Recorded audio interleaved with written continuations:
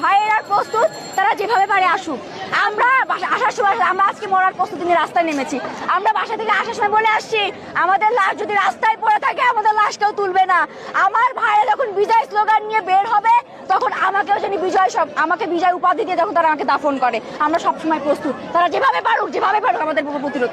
আমি ওবায়দুল কাদেরের কাছে একটা প্রশ্ন করতে চাই, পাল্টা প্রতিরোধ বলতে উনি কি বোঝাতে চাচ্ছেন? ছাত্র সমাজের সাথে কি ধরনের রক্তাক্ত? প্রশ্ন থাকলো ওবায়দুল কাদেরের কাছে যে আমাদের সাধারণ শিক্ষার্থীদের রক্তাক্ত করে কি তার পাল্টা প্রতিরোধ? উনি আমাদের সংস্কারের দাবিতে মানছে না কেন? আমাদের ভাই চট্টগ্রাম ওদিকে কাছাইতে মারা গেছে, আজকে চানখারপুরে গুলিও চলছে, ওদিকে রোকেয়া ভার্সিটিতে আমার ভাইয়ের ক্যাপশন দেখে যা চোখ দিয়ে পানি পড়তেছে। ভাই আমরা কিভাবে চুপ থাকবো? আমরা? তারা যেভাবে পারুক আসুক, তারা যেভাবে পারুক আসুক। তারা যদি মনে করে দেশকে অন্ধকার রাখতে চায়, মেধা শূন্য করে রাখতে চায়, ওকে আমরা জীবন দিতে প্রস্তুত। আমাদের কোনো জীবনে ভয় নাই।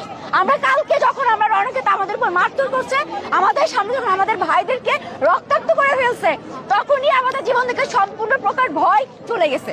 আমরা এখন মরতেও ভয় পাচ্ছি না। আমরা কিন্তু আন্দোলনে সাধারণ শিক্ষার্থীরা নামছে যৌক্তিক একটা আন্দোলনে। এখানে কোনো ছাত্রলীগ বা অন্যান্য নেতাকর্মীদের কোনো হচ্ছে আটকাবে। শুধুমাত্র ভার্সিটি স্টুডেন্ট না, আজকে স্কুল থেকে শুরু করে কলেজ স্টুডেন্ট পর্যন্ত আজকে আমাদের সম্মেলন হয়েছে। এই আন্দোলন কখনোই বুঝা হতে পারে না। সাধারণ শিক্ষার্থীরা নিহত হচ্ছে, সরকার চুপ কেন? সরকার কেন কিছু বলছে না? কেন চুপ? ষড়যন্ত্রের নাম সরকারের কথা বলছি। কাদের পরামর্শ মতো পুলিশ একটা কথাও কালকে বলেনি। আমার এটা একটা প্রশ্ন যে কাদের পরামর্শ মতো আমার ভাইদের গায়ে গুলি চলছে, আমার ভাইদের আঘাত চলছে, আমি নিজে আহত হয়েছি, আমি নিজে রক্তাক্ত হয়েছি।